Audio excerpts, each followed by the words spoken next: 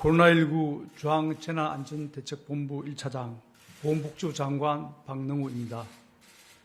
정부는 오늘 중대본 회의에서 코로나19의 장기화에 대비하여 지속 가능한 코로나19 대응 전략으로의 준비와 사회적 거리두기 개편 방안을 논의하였습니다.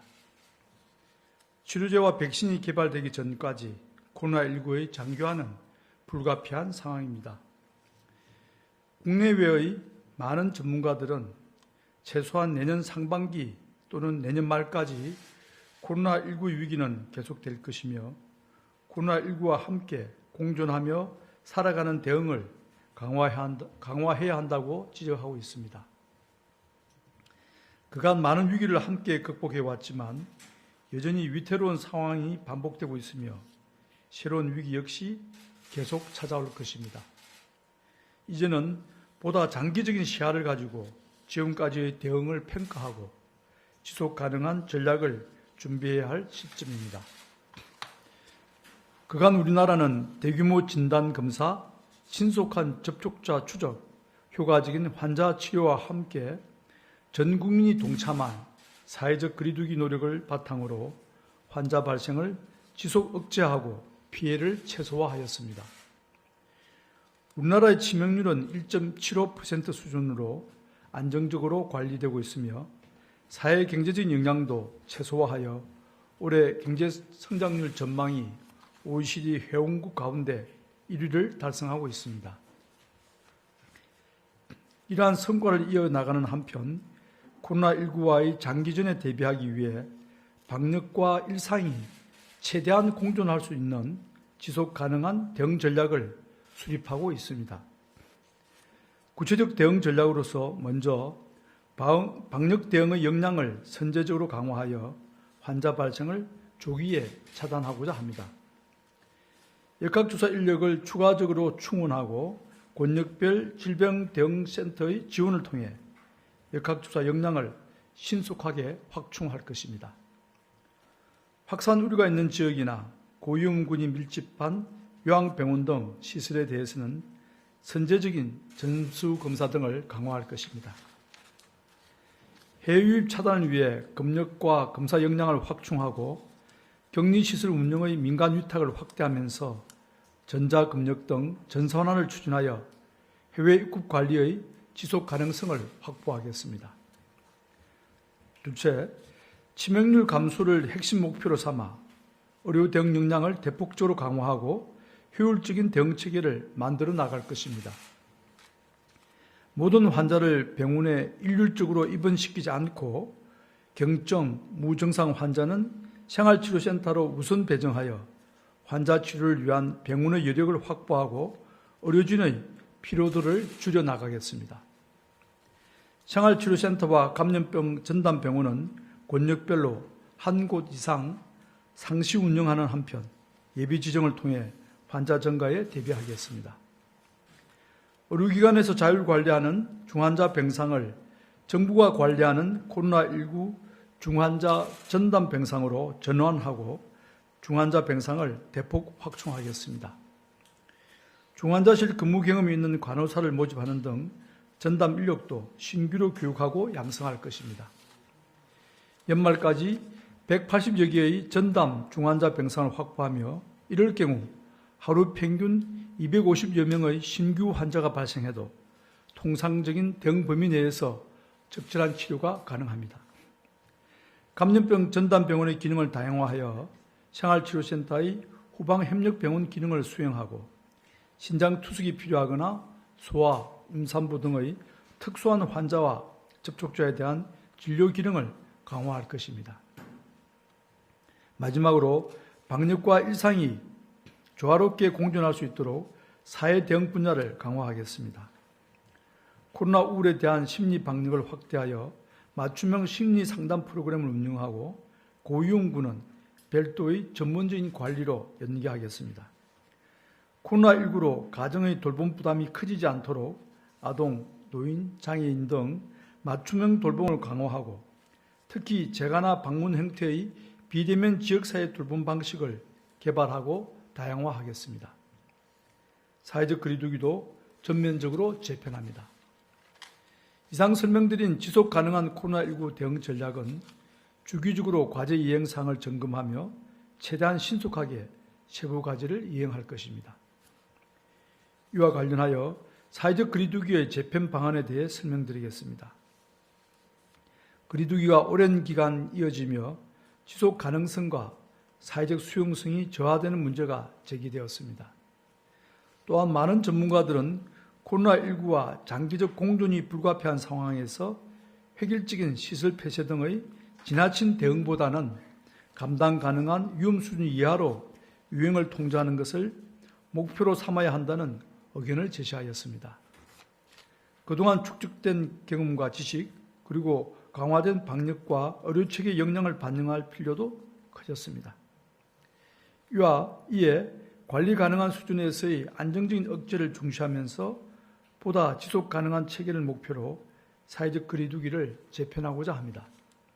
먼저 기존의 3단계 체계를 보다 세분화하고 권역별 대응을 강화할 것입니다. 국민들이 익숙하신 1.5단계, 2.5단계를 추가하여 1단계는 생활방역, 1.5단계와 2단계는 지역유행, 2.5단계와 3단계는 전국유행으로 분류하였습니다. 이는 기존의 3단계 조치의 강도의 차이가 커 이는 기존의 3단계별 조치의 강도의 차이가 커 실제는 5단계 체계로 운영된 점을 고려한 것입니다. 세분화된 단계 중에서 지역 유행 단계까지는 유행 권역을 중심으로 방역을 강화하고 우리 의료 체계의 통상적인 대응 범위를 초과하는 전국 유행 단계에서는 전국 단위로 강화된 방역 조치를 적용할 계획입니다. 아울러 그간 확충된 중환자 치료 병상의 여력을 고려하여 단계 객상 기준을 조정하였습니다. 주간 평균 일일 환자 수를 핵심 지표로 하되 60대 이상 환자 비율, 집단 감염 양상 등 다양한 지표를 참고하여 단계 조정 여부를 판단할 것입니다. 예를 들어 수도권의 경우 하루 평균 100명 이상의 국내 환자가 일주간 발생하는 경우 1.5단계로 객상을 고려하게 됩니다. 두 번째로 각 단계별로 위험시설과 활동에 대한 보다 정밀한 방역 체계를 마련하였습니다. 다중이용시설은 기존의 고, 중, 저위험시설의 3층 구조에서 중점관리시설과 일반관리시설로 단순화하였습니다. 중점관리시설은 밀집 접촉이 많고 마스크 착용이 어려우며 집단 감염이 다수 발생한 곳으로 유흥시설, 노래 연습장 등 9종입니다. 일반 관리시설은 PC방, 학원, 목욕탕, 상점 등 14종입니다.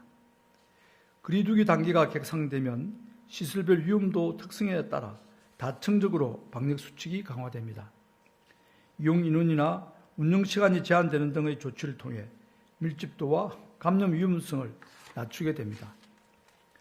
서민 경제의 피해가 큰 집합 금지나 운영 중단 등의 획일적 조치를 최소화하고 최대한 정밀하게 방역 수칙이 다층적으로 강화되도록 설계하였습니다. 예를 들어 공연장의 경우 1단계에서는 기본 방역 수칙이 의무화되고 1.5단계부터는 다른 일행간 좌석을 띄워야 합니다. 2단계와 2.5단계에서는 음식 섭취 금지와 함께 각각 좌석 1칸 또는 2칸 띄우기가 적용되고 3단계부터는 집합 금지 조치됩니다. 시설 외의 모임과 행사 등 일상 활동에 대해서도 단계 객상에 따라 방역 수칙을 점차 강화합니다. 결혼식, 동창회 등의 모임과 행사는 2단계부터 100인 미만으로 개최해야 하며 단계 객상에 따라 인원 제한이 강화됩니다. 마스크 착용은 2단계부터 전체 실내 시설에서 의무화되며 위반 시 과태료가 부과됩니다. 국공립시설은 시설 특성별로 운영을 중단하는 단계가 다르며 박물관과 미술관 등은 2.5단계까지는 이용 인원을 제한하며 운영을 허용합니다. 사회복지 이용시설도 취약계층의 돌봄 공백 최소화를 위해 철저한 방역하에 2.5단계까지 계속 운영하며 3단계에서도 긴급 돌봄 등 필수 서비스는 제공합니다. 세 번째, 생활방역체계의 감염 억제력을 확보하기 위해 1단계의 방역관리를 더 체계화하고 강화합니다. 가장 최선의 결과는 단계를 올리지 않고 1단계에서 코로나19 유행을 통제하는 것이나 현재는 대부분의 방역수칙이 권고에 머무르는 등 1단계의 억제력이 충분하지 않다는 지적을 반영한 결과입니다. 이에 따라 방역수칙이 의무화되는 영역이 확대됩니다. 다중이용시설은 중점과 일반관리시설 23종에서 모두 마스크 착용, 출입명부 등 핵심 수칙을 의무화하고 대중교통, 집회, 시위 등 위험도 높은 활동에 대해서도 핵심 수칙을 의무화합니다. 기존 방역수칙을 체계적으로 재정비하는 한편 흡연실 이용 등 위험한 활동의 수칙도 추가하고 온라인 홈페이지를 통해 손쉽게 찾아볼 수 있도록 홍보와 교육을 강화할 예정입니다. 가태료 부과와 구상권 청구 등을 활성화하고 다양한 인센티브를 통해 모든 국민이 책임있게 방역에 동참할 수 있도록 하겠습니다. 마지막으로 예측 가능성과 사회적 의견 수렴을 위한 가버넌스를 강화하겠습니다. 국민들께서 거리두기 조정에 따른 준비를 하실 수 있도록 단계별 객상 가능성을 사전에 알리고 가급적 시행 전 시간을 두고 객상을 발표하겠습니다. 1단계의 경우 권역별 기준의 70% 수준, 전국적으로는 국내 환자 발생 평균 100명 이내를 관리 목표로 두고 이를 초과할 경우 단계 객상의 가능성을 국민들에게 사전 예고할 것입니다.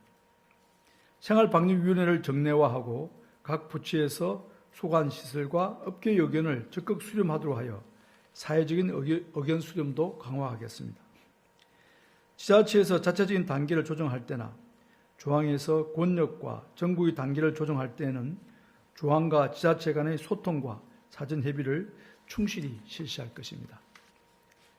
이상의 거리두기 개편에 따른 조치는 11월 7일 토요일부터 적용할 예정입니다. 거리두기 개편안의 상세한 내용은 보도자료를 참고하여 주시기 바랍니다. 사회적 거리두기를 비롯하여 지속 가능한 코로나19 대응 체계를 준비하는 이유는 코로나19의 장기화에 대비하여 국민 여러분의 일상과 경제활동을 최대한 보장하기 위해서입니다. 이러한 길은 우리도 가보지 않은 쉽지 않은 길이며 전 세계적인 재유행 상황을 고려한다면 참조할 만한 국가도 찾기 어렵습니다. 그러나 지금까지처럼 국민들과 의료인, 정부가 함께 협력하며 한마음으로 대응한다면 우리는 지속 가능하고 일상과 조화되는 코로나19 대응 체계라는 이정료의 해결책을 만들 수 있다고 확신합니다. 이를 위해서는 생활 속의 방역이 가장 중요합니다. 특히 최근의 집단 감염들이 우리 일상과 밀접한 생활 공간에서 발생하고 있다는 점에서 더욱 그러합니다. 사회경제적 활동이 재개되며 국내 발생 환자 수가 점차 증가하는 양상을 보이고 있습니다. 지난 한 주간의 국내 발생 환자 수는 하루 평균 86.9명으로 그 직전 주의 75.3명에 비해 증가하였습니다. 수도권이 대부분을 차지하고 있어 하루 평균 69.7명의 환자가 발생 중이며 그 외 권역은 5명 이내의 발생 양상을 보이고 있습니다. 아직까지 의료 대응에는 큰 문제가 없어 위중증 환자는 50여 명 수준으로 감소세이고 즉시 입원 가능한 중환자실도 150개를 확보하고 있습니다. 그러나 감염 재생산 지수가 1.1 이상을 유지하고 있어 방역당국의 추적과 억제에 비해 감염 확산 속도가 조금 더 빠른 상황으로 판단됩니다. 이러한 추세가 유지된다면 언제든 대규모 확산이 발생할 가능성이 존재하며 또다시 일상의 많은 불편과 희생을 초래하는 결정을 해야 할 수도 있습니다. 모두가 다 함께 조금만 더 주의하며 일상 속에서 방역 수칙을 준수하고 조심해 주실 것을 당부드립니다. 조금씩만 더 노력해서 감염 확산 속도를 약간만 더 늦출 수 있으면 상황이 안정될 것입니다. 국민 여러분의 협조를 부탁드립니다. 감사합니다. 예, 지금부터 질의응답 시간을 가지겠습니다. 배석자분들께서는 단상 위로 올라와 주시기 바랍니다. 현장의 질의에 먼저 답변 드린 후 보건복지부 기자단 온라인 질의에 답변 드리는 순서로 진행하겠습니다. 구체적인 통계 등에 대한 문의는 언론대응팀으로 주시면 최대한 빨리 답변 드리겠습니다. 현장에 계신 기자분들 중 질의가 있으신 분들은 손을 들어주시기 바랍니다. 현장에 질의가 없으면 복지부 온라인 기자단 질의에 질의를 하겠습니다. 네, 온라인 질의 전달드리도록 하겠습니다. 대전일보 장중식 기자님 질의입니다. 지역별 상황에 따라 거리두기 지정 권한을 17개의 광역지자체별 상황에 따라 해당 지자체장에게 주겠다는 의미로 해석할 수 있는 것으로 보인다라고 기자님 이야기하면서 중앙정부와 지자체별 방역 수위 결정 권한의 가이드라인은 어느 선 정도인지 궁금하다라는 질의입니다. 예, 질문 주신 대로 지금 새롭게 개편된 거리두기는 그 이전에 비해서 전국적인 어떤 획일적인 거리두기 단계보다 각 권역별로 그 권역별 상황에 맞게 대처하는 것이 큰 특징입니다. 따라서 자연스럽게 권역별 거리두기 단계 결정권은 지자체 단체장님께서 가지게 됩니다. 그러나 거리두기를 변화시키거나 권역별로 그쪽에 맞는 거리두기를 설정하실 때는 반드시 중앙정부와 협의를 사전에 하도록 되어 있습니다. 그 과정에서 적절한 거리두기 단계가 설정될 수 있도록 같이 협력해 나가도록 하겠습니다. 네, 우선 KBS 기자님 질의 먼저 드리고 대전일보 기자님 질의 다시 드리도록 하겠습니다. KBS 우한솔 기자님 질의입니다. 할로윈데이 때 이태원, 홍대 등의 사람들이 많이 모였습니다.